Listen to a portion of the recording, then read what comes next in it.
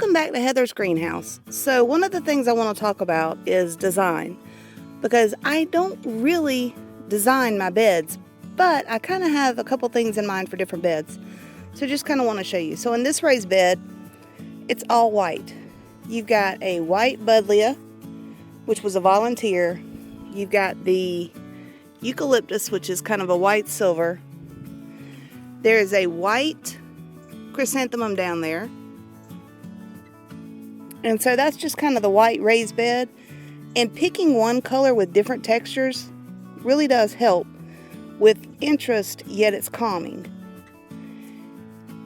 And you can see I did put another white chrysanthemum in that pot beside it, just to bring in some more white.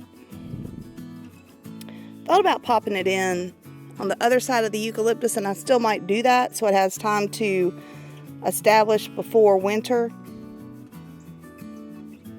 And then there's the coleus, the fern, and there's that hibiscus. The rose of Sharon is behind it. So let's walk around and let's show you some other kind of bed designs that I did. And y'all, this is a riding spider.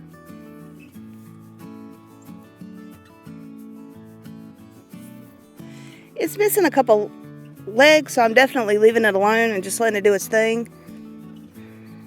They're big and ugly looking, but I've never had one do anything to hurt anybody in a garden, so I just leave them. But this bed over here is what I wanted to show you. So this bed is a great example of a little more tension, a little more energy in this bed. So I've got the bright yellow sunflowers along with the volunteer red salvia. Now that volunteer red salvia was in a pot on the front porch, and I literally just plopped it in this bed, and it's loving life right there. It's doing great. But again, you kind of have a little more energy in this bed because you have the bright yellow and bright red that are opposites on the color wheel. So you can use color theory out in your garden too. Just show you around a little bit at some of the things that are blooming and beautiful. That marigold, oh my goodness, that is so pretty. Look at how big that is.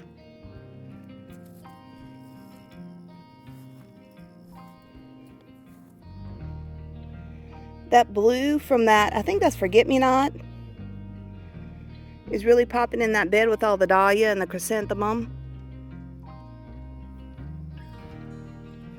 And then this dahlia over here is enjoying the cooler weather.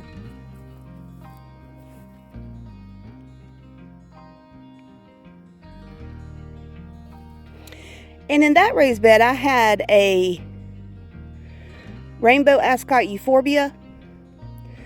Y'all, we either had flooding or we had drought this year, and I did not do supplemental watering like I should have. And I assumed when we had the flooding, because these were raised beds, that they would drain well enough. Euphorbia does not like wet feet, and it completely died. And I don't think it's going to come back.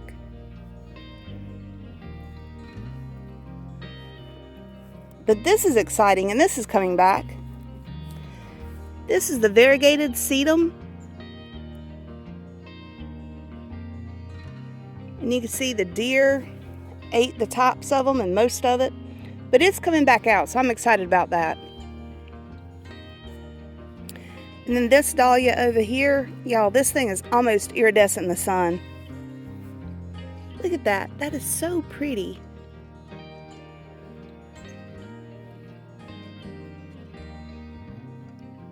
And that's the hot lip salvia that's actually in that bed. But it is probably 6 foot across. It is massive. And then the corn that I showed y'all the other day.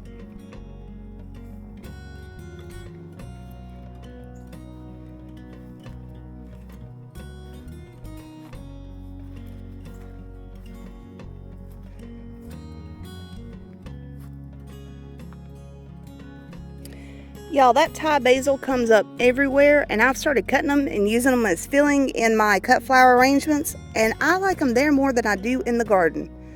But let me show you. We hadn't had rain in, gosh, I would say 7-8 weeks. But look, the powdery mildew is still out there in full force.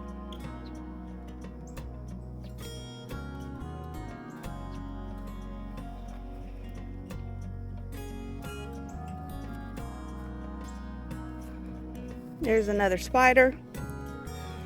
Y'all, October in South Carolina, you have spiders everywhere. I don't really care about spiders, but I hate spider webs.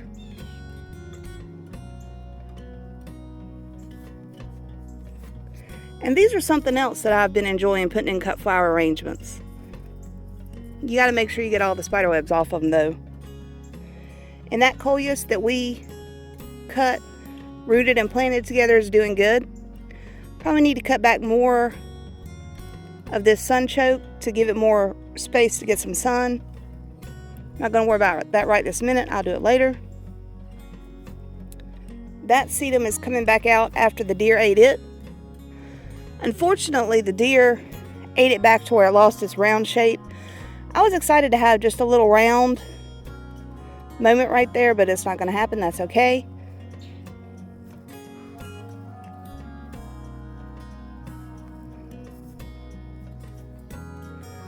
So this right here, I thought these were all carrot flowers. They might be Queen Anne's lace or something else. I'm not exactly sure. Again, a lot of times I get volunteers. Sometimes I get volunteers from the neighbor's garden, so I don't necessarily always know what it is. But anything pretty I just leave. But that was a really pretty bed when it was all in bloom. You have the purple salvia, you have the white begonia, you have all the white carrot flowers. That was a purple, or is a purple canna lily.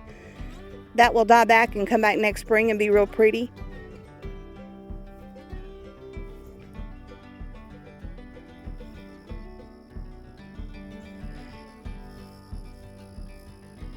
Oh, the straw flowers. So there is another straw flower in here that's coming up. But I did cut some straw flowers and put in Nancy's arrangement. Nancy's my next door neighbor. She loves arranging cut flowers, so I will cut her flowers at least once a week, sometimes twice a week. Just depends on what's going on out here, what's flowering, how many flowers I have. And I cut the stems long and let her arrange them, and she loves it. Sometimes I'll send, just what I have, which is just a couple. Sometimes I have so many flowers that I can actually send 2 jars of flowers so she can do multiple cut flower arrangements in her house. But yesterday I cut several of the dahlia and some of the straw flower and took over there to her because she's just a really sweet lady. She heads up a local, I'd say ladies group, but they do Bible study together every Wednesday. She is a retired missionary and she's just sweet as can be. Y'all, I showed you the powdery mildew over on the squash. Look at the zinnia. And the only time these really get water is the morning dew, because again, it hadn't rained in a good 7-8 weeks. But zinnia is just prone to powdery mildew. I cut the flowers, pull all the leaves off, use them. They're fine in a vase. I don't think I'd eat those leaves, but you don't eat zinnia leaves anyway. But what I wanted to comment on that about is there are zinnias that are powdery mildew resistant. So you can buy seeds for zinnias that are powdery mildew resistant that won't go through this. Mine go through this because I collect my own seeds. I can't remember the last time I bought a pack of zinnia seeds. So I obviously have some older varieties that get powdery mildew, and that's okay.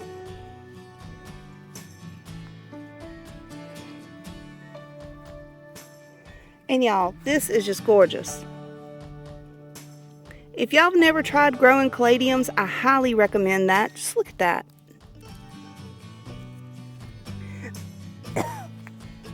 And that's not a special type or anything. My husband got these on clearance for me.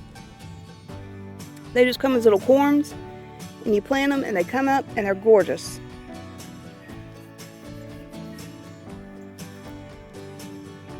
See what's over here. These beds are starting to fill out. And that's the chrysanthemum that was in the front that the deer ate. Man, as soon as I put it in here, it is loving life. It is full of buds. I'm going to get blooms this fall. I'm really excited about that. And y'all, normally I don't have pest pressure in fall. It's just a springtime thing. But look at this radish. Completely decimated. Matter of fact, it looks so bad, I'm just going to pull that one out. Yeah, and I probably could take it to the compost, but you know what? Throw it over the fence and get it later.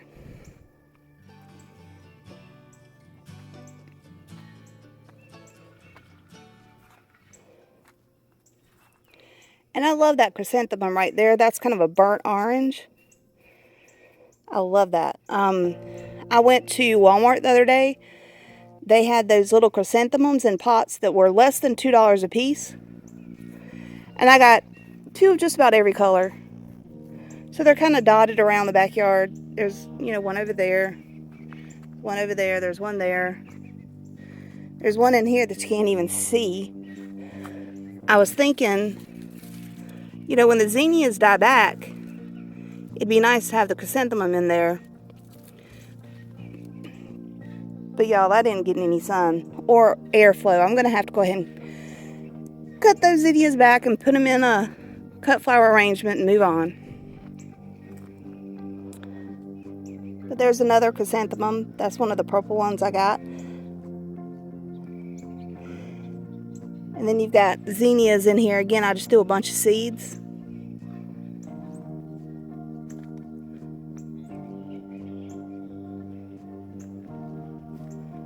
Alright, well, I think we did a good October garden tour. I know I still owe you a planting video for garlic and onions. Keep those garlic and onions in your refrigerator. Make sure they get the vernalization they need before you put them out. If you haven't done that, I recommend at least a week. But yeah, I'll bring you along when I do that. Until next time, happy gardening.